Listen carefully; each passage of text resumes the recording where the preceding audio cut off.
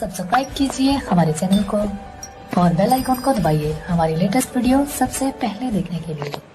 रहली टेंशन में जब हौ सरवा परेशान करत रहे कि रहली टेंशन में जब हौ सरवा परेशान करत रहे जान जब कहली गोड़वा पर गिर के सलाम करत रहे। के डीजे पे नचिले है तो जवानी गरम भागेले जवानी छौड़ी छोड़ेगे शरम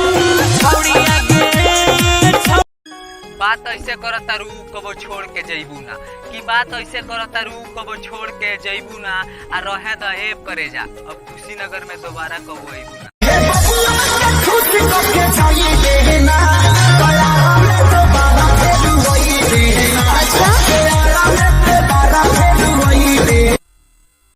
पहले बाड़ू परेशान तोहार मन के बढ़ल सब छोड़ा दे, पहले बाड़ू परेशान तोहार मन के बढ़ल सब छोड़ा दे, रहबू चाहे ना एक